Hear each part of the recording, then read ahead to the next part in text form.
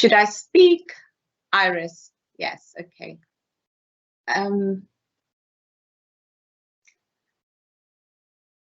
Hello and welcome to everybody. This is the first of our NCL webinar series. We're talking about coping with COVID. So I'm Dr. Suchi Bhandari, consultant clinical psychologist, and Barnett Enfield Haringey's Trust Head of Psychological Therapies. I'm joined by two colleagues today, Dr. Melissa Heitman, who is a respiratory consultant and clinical lead for COVID follow-up clinics at the UCLH, and Dr. Anna Mandeville, who's a consultant health psychologist with expertise in chronic illness. Next slide, please.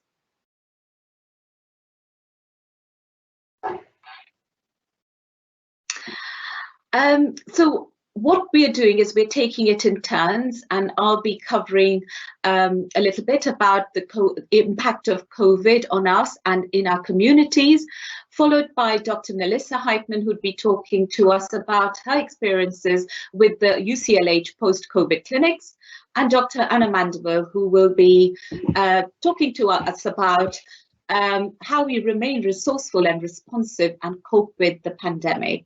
Next slide, please. Now, as we know, the effects of COVID-19 have been wide-ranging and have affected all of us in very different ways. If you all remember at the beginning of the pandemic, there was a metaphor that we are all in the same boat. But as we have learned more recently and ongoing, that we are actually on very different boats, but all in the same storm. Next slide, please. Sorry, if you go back a bit. One more back, yes. So, sorry, one forward, yeah, that one, that's fine. Thank you, Anne. This cluster word web chart shows literally how COVID-19 has impacted on us psychologically. And at the risk of sounding cliched, in this storm, we have seen the good, the bad, and the ugly. As we can see, we in some ways, most of us have lost somebody, a loved one in our family or extended family or in the community, in our network. We're also, impacted by financial stress. Also, the fear of being left at home to endure this pandemic. The lack of human contact and social isolation is one of the hugely cited impacts on all of us. Interestingly, it's also a paradox that some of us have experienced that the strain of being together too much under the same roof, with all the online lessons, trying to do online work, and that has just escalated a lot of conflict.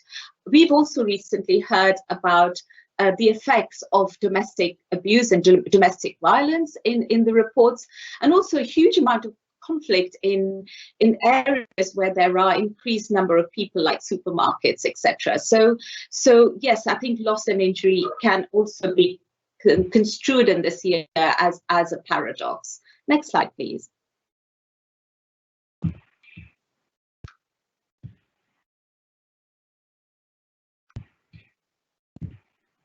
So having said that, COVID-19 has also, in the last year, we have seen great moments of compassion and humanity.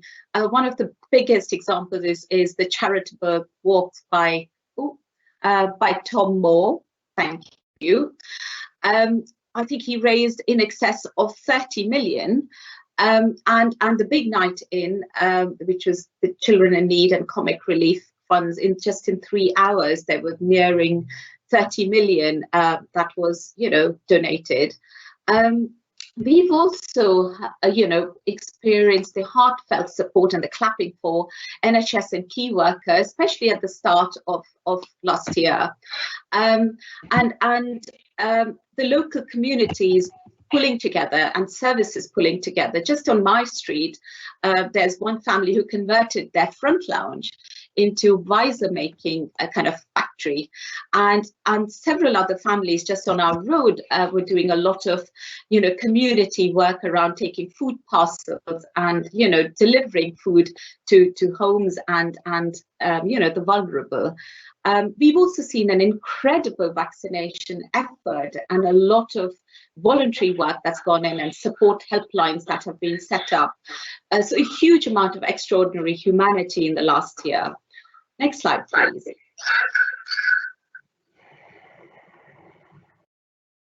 Having said that, this pandemic has also raised many questions, and I don't think we'd be able to answer all of them in our webinars.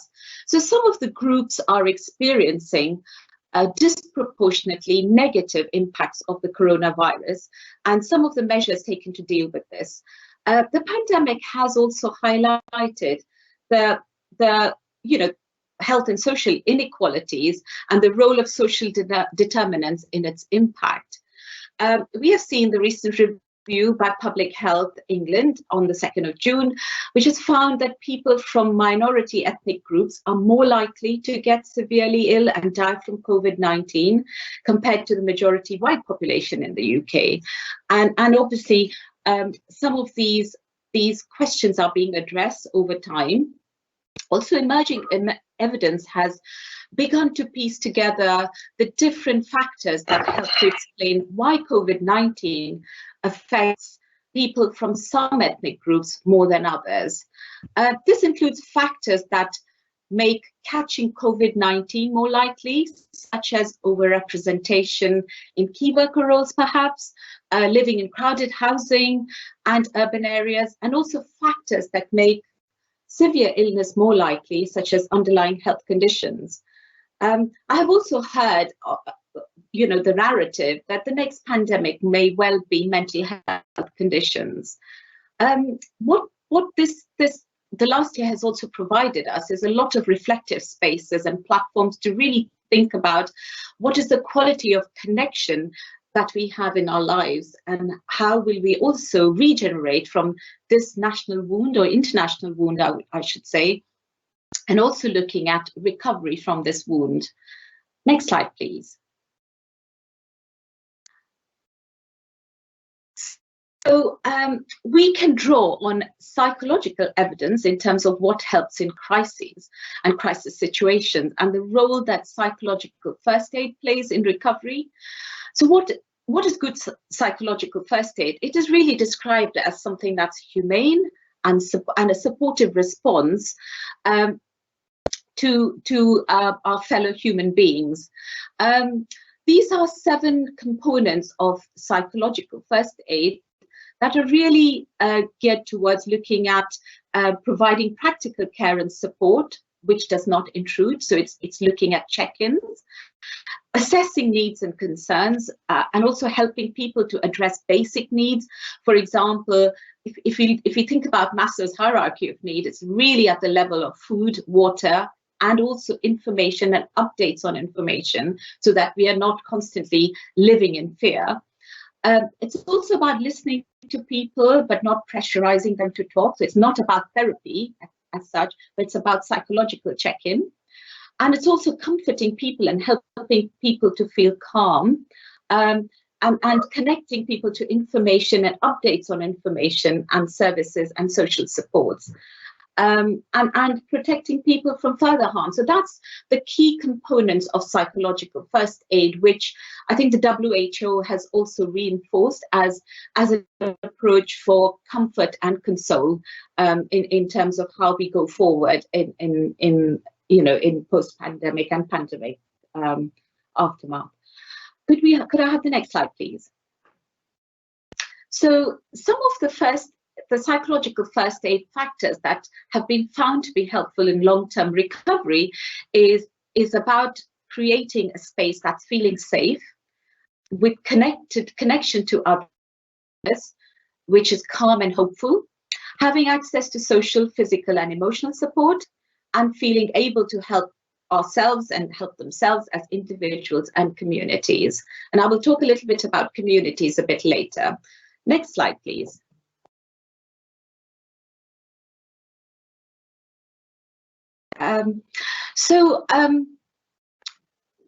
What we have seen recently is that we have learned together. We have, about recovery and living with COVID, and that's what we are offering and hoping to offer in these webinar series by co-creating, and it's okay to learn as we go. So we've set up, I think there are a lot of post-COVID pathways in North Central London that are being created. We will be mapping, what we have and what we need, and also the challenge is to identify sustainable resources as we go along. So we don't have answers yet, and I'll just give you a peek preview of really what the webinars are there on offer. And the next slide, please.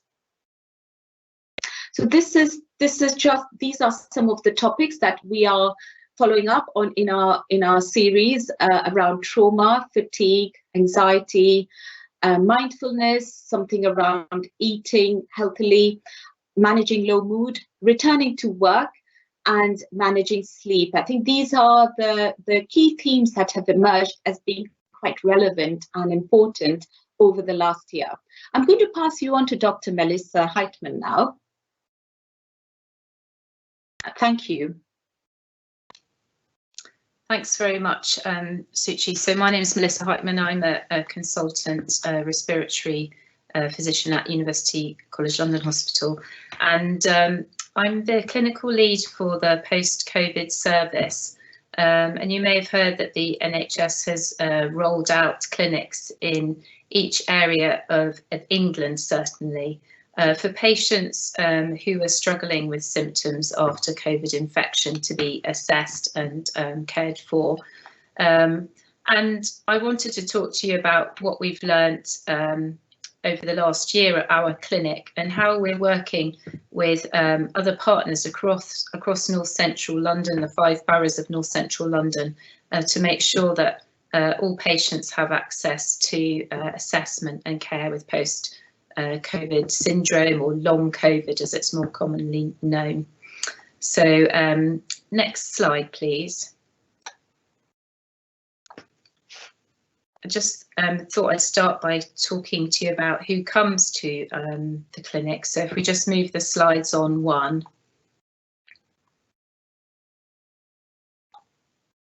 Just waiting for that. There we go.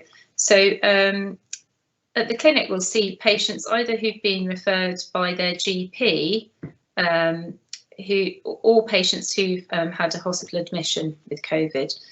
So, of course, patients referred by their GP may never have gone to hospital before with their COVID infection.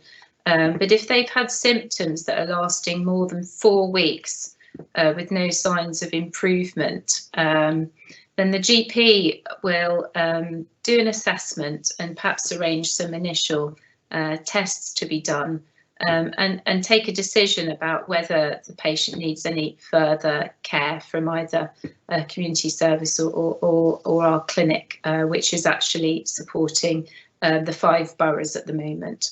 And we would see patients whether they had a positive swab result for COVID at the time or not, because obviously there are some patients who haven't had a positive test, particularly from the first wave. So if the doctor felt that it was very likely that their symptoms related to a COVID infection, then we could accept the referral. And of course, we see patients who were discharged from our own hospital following a serious COVID infection. And we'd also see patients who went home from the A&E department if they were still struggling with symptoms after 4 weeks from infection. So next slide. So in terms of, just thinking about what problems our patients have, long COVID is quite a complicated condition, actually. And many patients will describe particularly breathlessness and fatigue. And sometimes they may also have problems with chest pain, palpitations or dizziness, and headaches also quite common. But many people will have all manner of other symptoms which can affect really any area of the body. And examples would be cough or skin rashes, joint pains, aching muscles. Some women have had noticed changes in their menstrual cycle. Some people have problems with diarrhea, and poor sleep is also something that a lot of people are struggling with.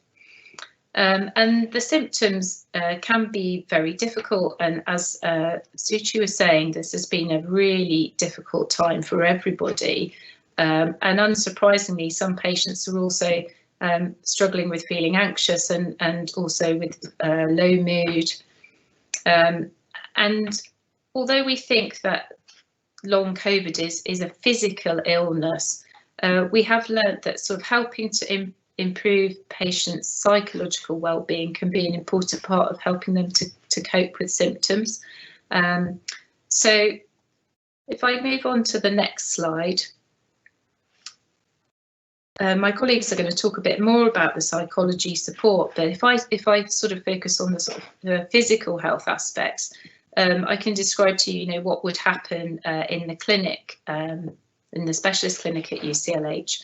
And first of all, patients will be seen by a consultant or one of the team who has experience in long COVID, because it's a new condition that doctors are very much learning about also. And very importantly, they would see a physiotherapist during their first appointment, who's a really important person in terms of assessing how the patient is getting on. Many patients will have had a chest X-ray or some blood tests already done by their GP, but sometimes will need some additional tests such as scans of the heart or lung, or exercise tests, and sometimes we'll arrange for some monitoring to be done of their heart rate or their blood pressure. And then at the end of the appointment, we may be able to draw up a plan for how to move forwards, or we may need to see that person again after we've got the test results back. But we will aim to work together with the therapy teams and also our partners in the community services to try and make sure we have worked through a package of support for how the patient will manage their symptoms, and also work out whether there's any specific treatments that they might need. Next slide.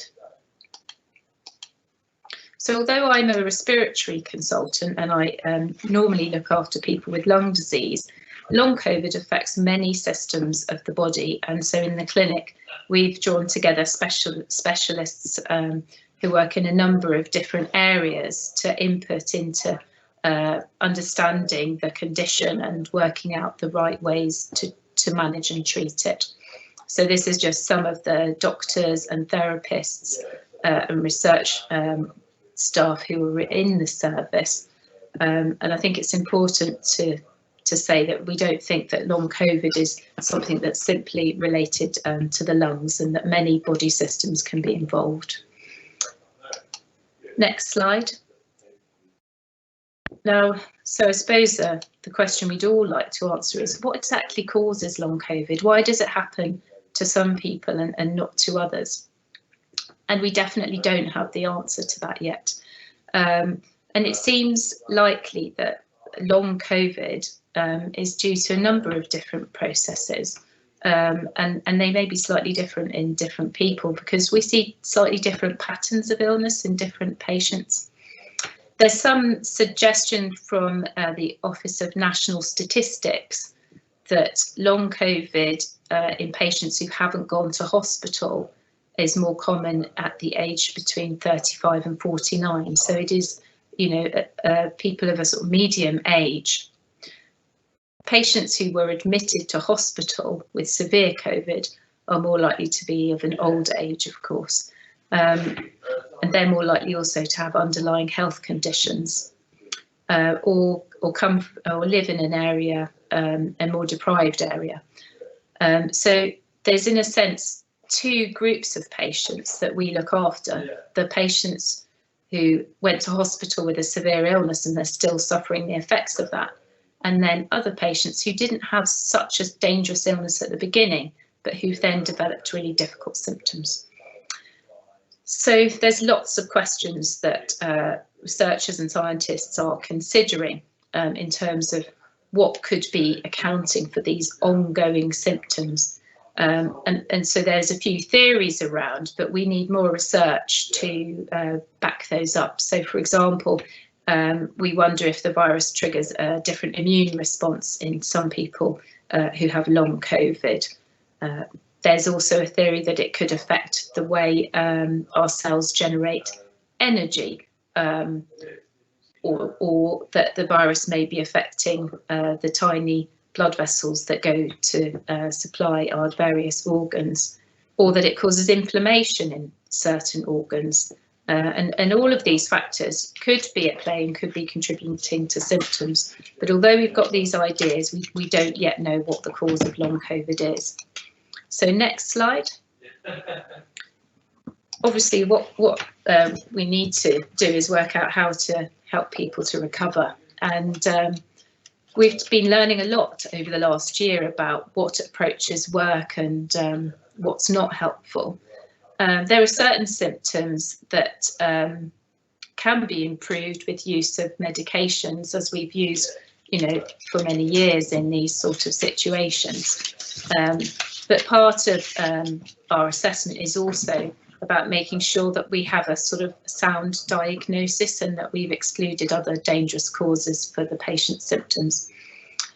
Our therapists will give a lot of advice about how to manage fatigue, for example, using approaches of pacing and sort of conserving your energy.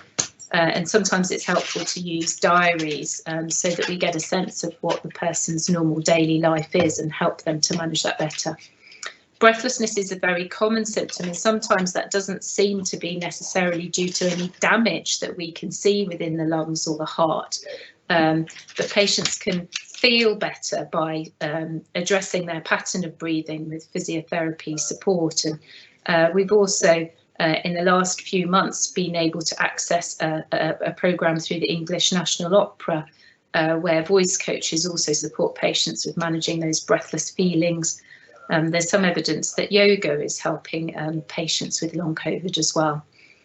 As I mentioned, helping to improve their psychological health can help them cope with the illness. And an important part of the work at the clinic is to give patients the opportunity to be involved in research studies and hopefully in the near future clinical trials of medicines, so that we can gather better evidence to guide doctors how to manage this condition. A lot of my patients ask about the COVID vaccine and whether they should have it or not. And at the moment, we're very supportive of the idea of having the vaccine, because we know that contracting COVID has caused them difficult symptoms, and we would want to protect them from a repeat infection as much as possible. And an important part of us supporting patients to recover is our work with the community teams of physios and occupational therapists and psychologists who provide the support after the patient's had an assessment at the clinic over the next few months to help them speed their recovery as much as possible. So next slide. So as has already been mentioned, health inequality has had serious consequences throughout the pandemic. And one of the things that we're really prioritising is finding ways for all patients to access the right care for them. And to try and help achieve that, first of all, we're working with GPs to make sure that we've given them enough information and support for them to assess patients with possible long COVID. And we have a process for patients to be referred in every borough. And those referrals, it's proposed at the moment, would be assessed by one of the community services who will get a sense of whether the patient could immediately start on a recovery plan with them, or whether they do need some further tests to move forward, and those tests may occur through our specialist clinic. But we'll be working in hopefully quite a joined up way to make sure that we develop an even package for all the patients in North Central London. We're also, as a network, developing some extra tools to support patients with managing symptoms. There is an NHS website, Your COVID Recovery, which has a lot of useful advice, but we're hoping to develop some additional tools. I think it skipped back a slide. If we just go forward.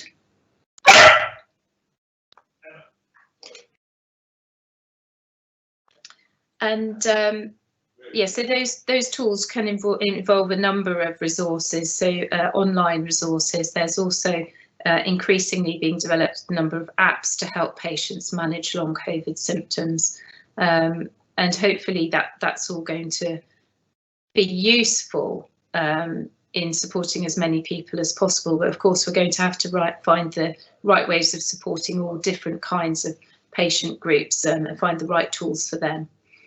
And the specialist clinic will be there to see patients with severe symptoms, as I said. But I think at the moment it's thought that not all patients would need to come through our clinic, and that many people will make really good progress with some of these other tools in the first instance. So I'm going to pause there and hand over to Anna Mandeville, and can take some questions later. Thank you.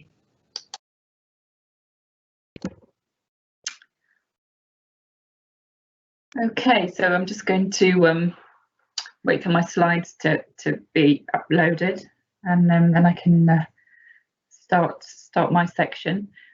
Just introduce myself again while we're waiting. So I'm a clinical health psychologist by background, so I've spent most of my career in my clinical work working with people with physical health problems.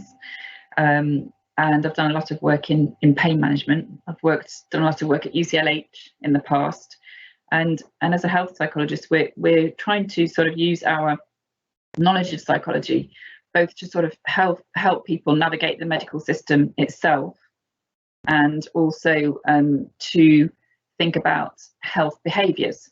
So, for example, when we are unwell, there's quite a number of different things that we need to do.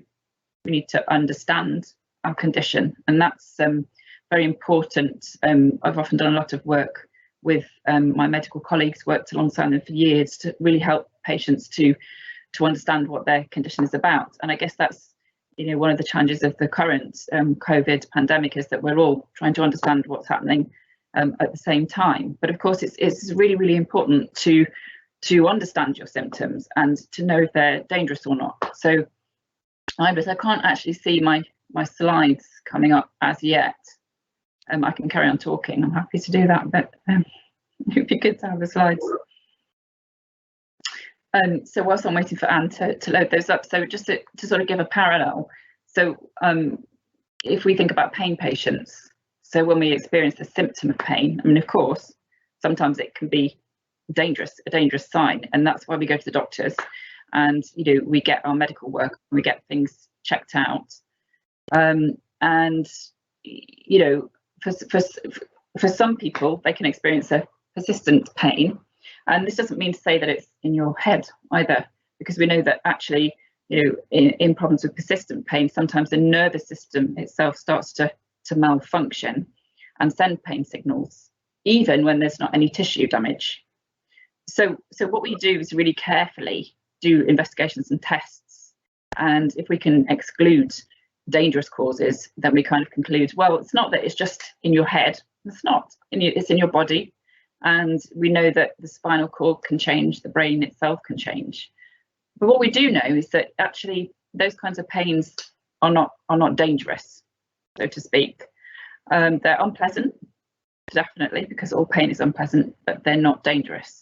So if we can help a patient understand that as part of a multidisciplinary team, then we can say, well, look, it's pretty unpleasant. Nobody likes pain. Of course, if we could get rid of your pain, we'd definitely do it. Number one. And I can see the slides now, Anne. So I'll just finish what I say, and then I'll transfer to my slides. Thanks so much. So if we can just go back, to stay on that one for now. So just to finish, what I'm saying is, if we can establish with pain patients, for example, that the symptoms are unpleasant but not dangerous, then we can start to help them to do health behaviours which are important. So, for example, with pain patients, people might avoid exercise because they think it's going to increase their pain, but we can work with the team to help them slowly build that up. So the reason I'm talking about this in the context of COVID is that, you know, we have to make sense of the symptoms that we have. And if we can, number one, check them out and then be reassured that they're not dangerous, that gives us a kind of starting point psychologically. So this is not about are you anxious or depressed with COVID? It's about how do you understand your symptoms, and then how can we work with the team to reduce the impact of the symptoms on your everyday life, and to help you feel like you're able to sort of influence the things that you can influence. So I'll pick those things up as I go through, but I wasn't sure if my slides are going to work. So if we just come back to, can we just, so my slides disappeared again. Can we get that slide back again? Can we not? Let me just wait a minute and see. That's okay, great. So if we start with this slide, so I thought this was very interesting because I've seen this as an email sort of banner of people. Someone sent me an email with it on, and it's a little bit disturbing, isn't it? It's so, you know, this came from the campaign really about when it was so important to get people to stay at home. So I guess, you know, it's about, in a sense, you know, trying to transmit that, you know, COVID can be very frightening, but you know, here they're saying, before I got COVID, I ran marathons, now I get out of breath walking up the stairs. COVID can cost you everything, you know, so stay at home. So in that stage of the game, I guess it was important to kind of scare people a little bit. But I wonder, as a psychologist, well, how does that leave us feeling about COVID? Because, you know, it's a very sort of subtle, well, it's a kind of psychological message that it can cost you everything, that it can ruin your whole life. So I think it's asking us to hold dual messages, you know, stay at home and be scared. But of course, we don't want to stay at home and we don't want to be scared in the sense of feeling very, very helpless over our health conditions in the long term. So I think we're being asked to hold some very difficult psychological messages. So if we can go to the next slide.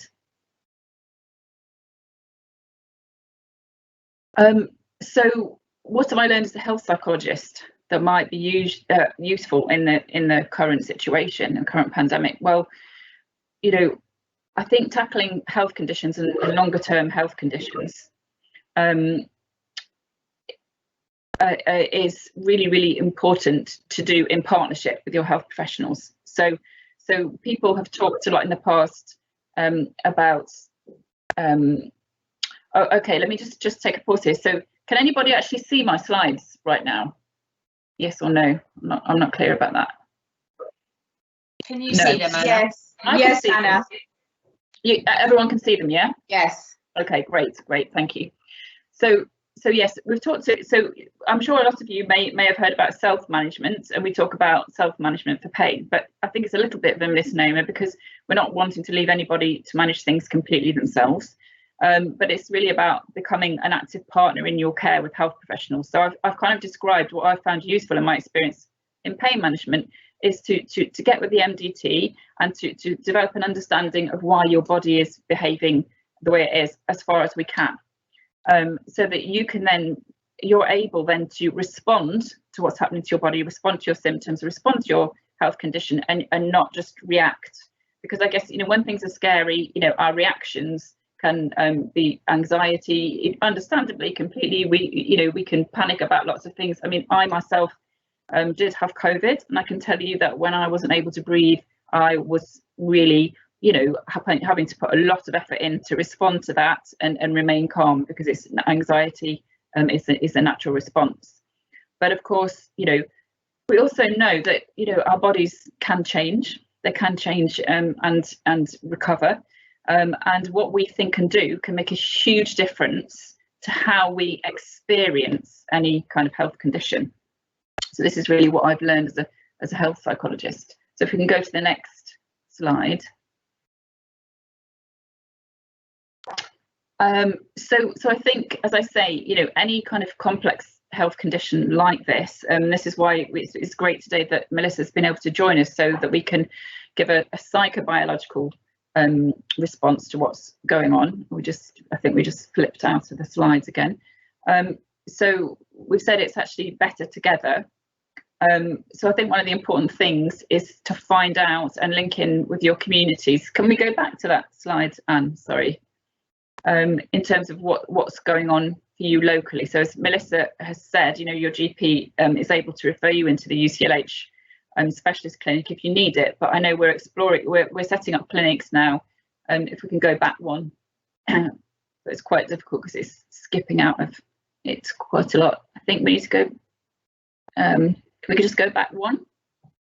That's great. Okay, so it's really good to find out through your GP, you know, what's happening in your local teams. For example, in Enfield, where I work, we're setting up our community clinic for COVID patients. So that means that you're going to be able to see a team, hopefully close to your home, and hopefully that's going to include access to some psychology as well.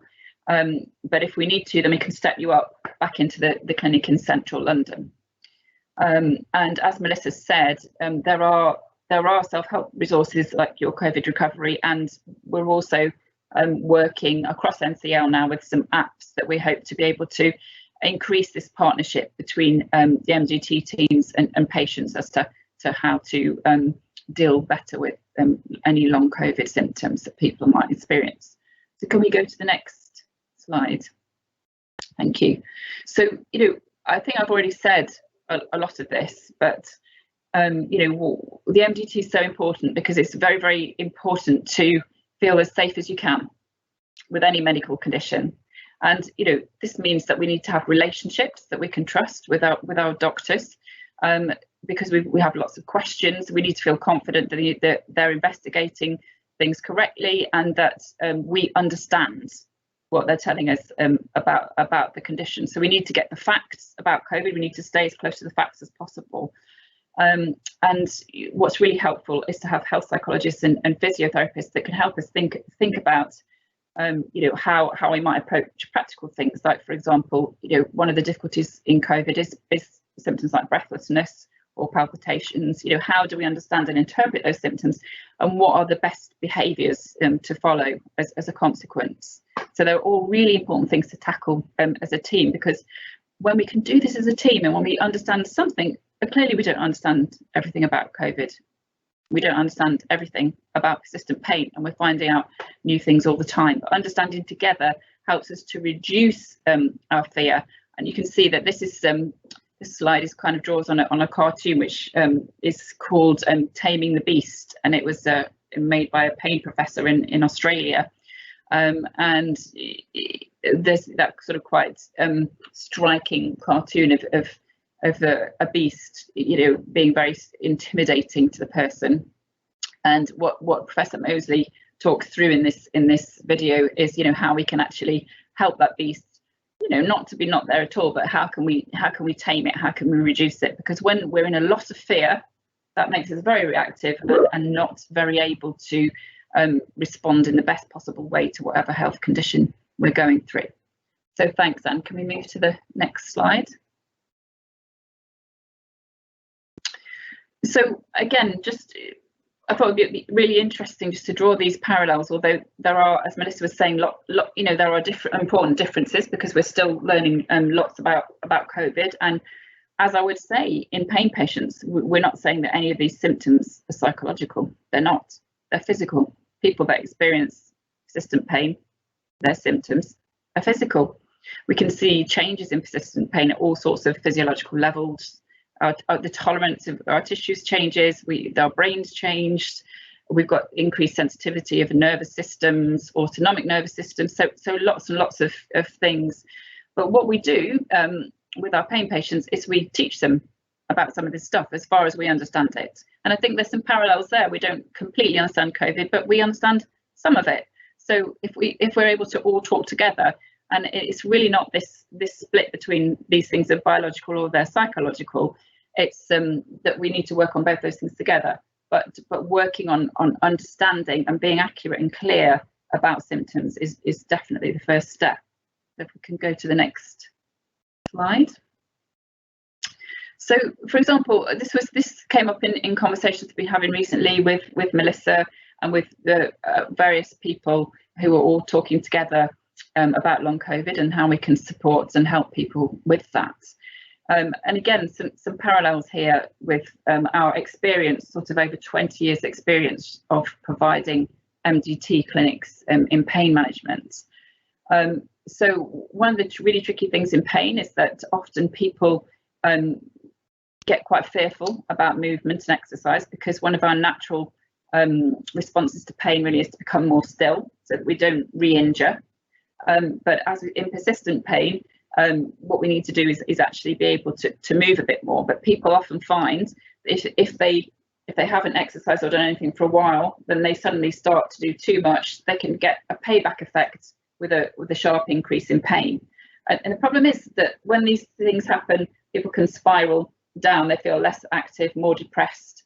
And then, of course, a big problem in some health conditions like this is that people end up doing less and less of what they love to do.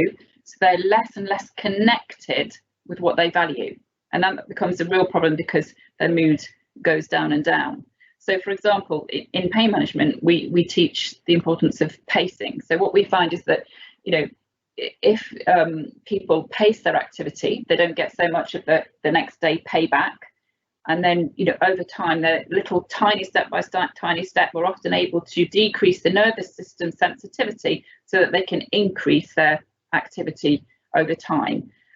That's partly because our physiological bodies are plastic. And this doesn't mean plastic as in a hard plastic. It means like a bit more like plasticine. They're remolding and regenerating all the time. So my body here is not the same as it was 7 years ago. Our cells are always regenerating.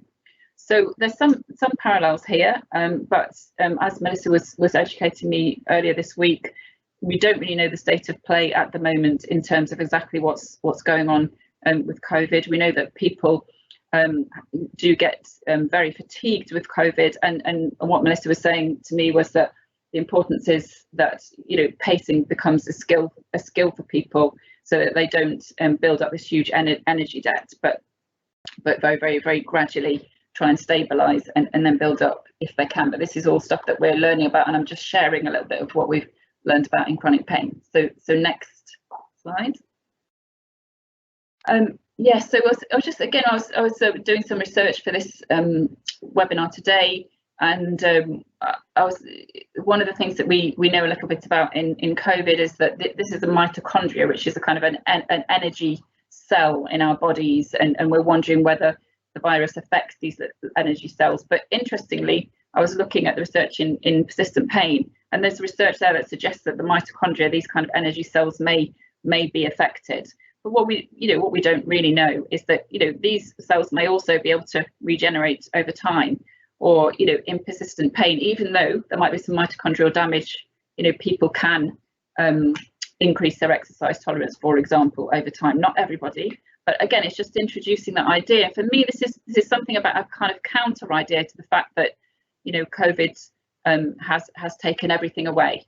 You know, we need to, there are physiological effects, but we need to balance these with, well, you know, what kind of influence can we bring to bear on them? And like I say, we don't know, but being able to be clear and using behavioural principles can help some patients.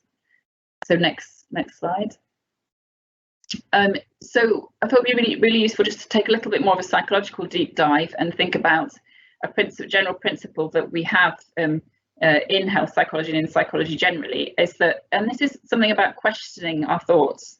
Now, you know, we tend to say to people in CBT that, you know, we have lots and lots of thoughts. So thoughts are a little bit like, you know, you're sort of sitting here and your thoughts are constantly going across. So for me, for example, I might be having a thought now, I don't really know how this is going. Are people finding it interesting? Am I saying the right things? Am I saying the wrong things? But I can observe that. It's kind of going across. You can observe that. And so thoughts are not facts. So they're mental events. But, you know, if I believe a thought like, oh gosh, I'm not speaking very well, if I might have that thought, I can tell you I am. But if I believe that, then I'm going to get on that train of thought. I'm going to get really anxious, and then I won't really be able to talk anymore. So, you know, one of the skills I guess we teach in psychology is to kind of, we have a right really to lean away from these thoughts, that they're not necessarily facts, but they're going to go by. So next slide, please. So some of the thoughts that we might have around COVID, I just kind of made these up, and these are some of the thoughts I've had around the fact that I have had COVID. Might be I'm damaged forever, I'll never get better. So I can tell you when I was not able to breathe well for about 4 days, it was very frightening, and I had the thought, I don't know if I'm going to get better, or I had a catastrophic thought, I'll never get better, and that's very frightening. Or there's nothing I can do, COVID has ruined my life, it's hopeless, things will never be the same again. So I'm not saying that there's anything abnormal at all about having those thoughts are normal in that context. But I guess the choice becomes then, how are we going to respond to those thoughts? Because if we just let them kind of, eat us up like this beast is doing, then we really start to run into trouble. So I guess it's an invitation to, if we get these thoughts, where can we go next? So next slide, please. So again, this is just to reiterate, I think the first kind of micro lesson is that thoughts are not facts, and that we can start to this position where we can kind of lean away a little bit from our thoughts. Not that to say that there isn't truth in them. So, but if we believe them 100%, then this is when we start to see sort of an escalation of anxiety or depression, or they start to get us in their grip. So next slide, please. So I'm not saying that we can remove the beast completely, but can we work together as a team of multidisciplinary professionals to sort of move that beast away from just devouring us to being a bit of a beast on a bike?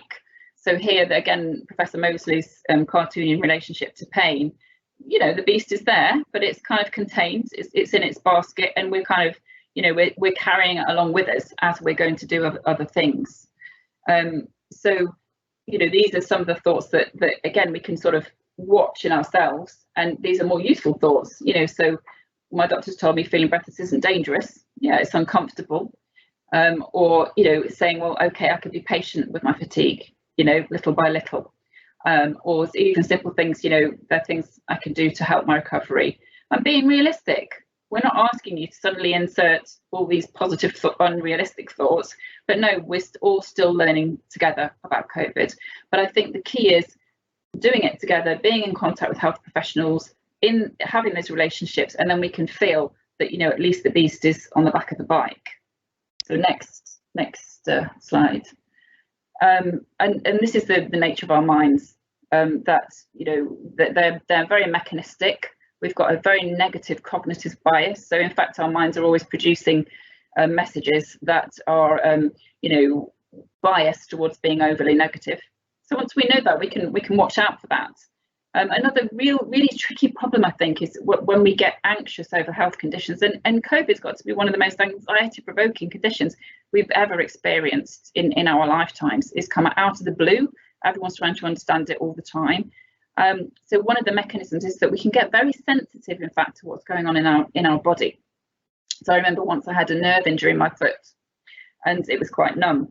And every day I started thinking, is it better? Is it worse? Is it better? Is it worse? And most of the time I don't think about my feet, but when I had this, I thought about my foot for like 75–80% of the day. My brain was in my foot. It was saying, is it better? Is it worse? Is it better? Is it worse? Is it better? Quite difficult, because your mind becomes very, what we call, hypervigilant to different symptoms that go on in the body. So again, this is just giving you a flavour really of why health psychology might be really important, because this is all normal psychology in response to a sort of chronic illness, and also to one that we don't collectively know that much about. So it's even more tricky than usual. So next slide. I wondered if it might be useful just to finish my section how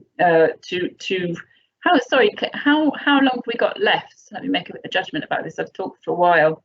And can someone just write in the chat for me how long we've got left, because we want to leave plenty of time for questions. We've got 10 minutes. Okay, so what I'm going to do, I'm not going to read out the story. I'm going to finish here, but if we can get that slide back, well, there's a very interesting blog in the BMJ, which is someone's one particular journey with COVID, and that just makes for very interesting reading. So we've got plenty of time for questions. I'm not going to read that out to you today, but if you're interested, please do go and look. And I hope I've given you a little bit of a flavour of how health psychology might come alongside and help in this effort. Thank you.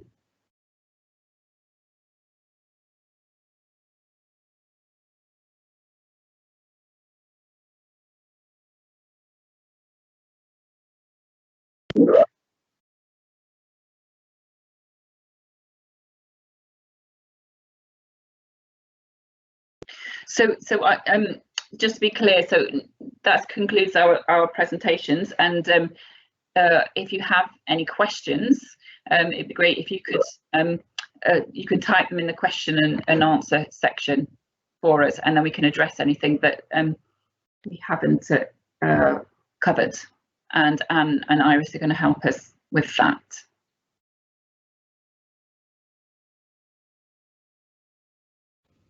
Yes, we've got one question from Bridget. How will the team work with patient groups?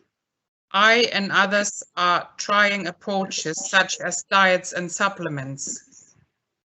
Maybe that is a good question for Dr. Melissa Heidman. Yes. She's been dealing with the physical side more. That's right. Thanks, Iris. So we'd be really happy to reach out with to any patient groups within NCL. Happy to provide a talk and another question and answer session. Yeah, I agree. A lot of patients are experimenting with particular diets, and there's been quite a lot of discussion in patient forums about a phenomenon called mast cell activation. And I think that's definitely an area that's worthy of further research, and there is some initial data to support that theory actually. And so some of our patients are trying a low histamine diet. We're obviously a bit anxious about recommending anything until we've got a bit more evidence, but it would be really helpful for us to, partner with you and find out what you are having success with, because this is a situation where we have to learn as quickly as possible in as many different ways as possible. So let us know, Bridget, if your group would like one of us to speak to them. Thanks for the question. Then we've got an inquiry whether the story from Paul Garner can be shared. So we are going to do this afterwards. That's no problem. Any more questions from the audience?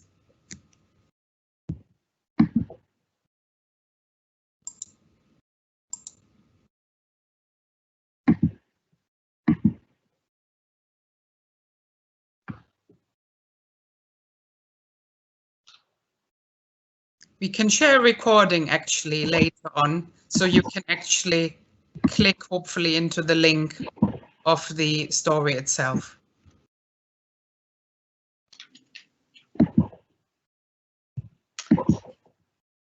Thanks, Iris. I think that would be really useful for the patients under the clinic. I think what Anna was saying was really, really helpful, and it would be great for us to share with our patients.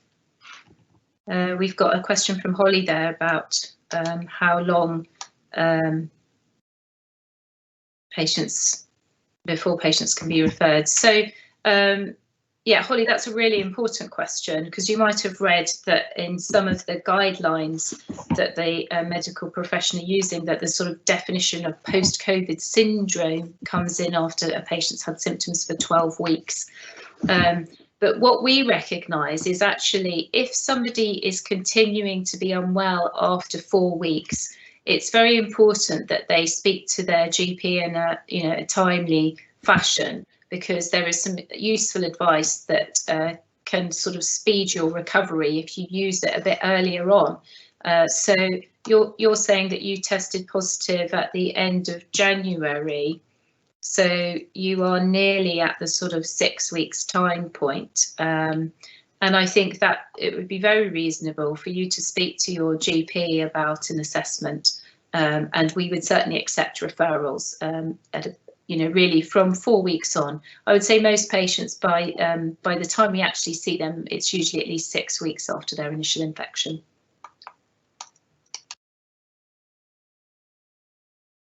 Iris, I just posted in the general chat the link to the blog, so I'm not sure whether we can transport that into the public arena at this stage, but as you say, you'll make it available later. Yes, it will be available. That's not a problem. Thank you. Any more questions from the audience whilst we've got our specialists here?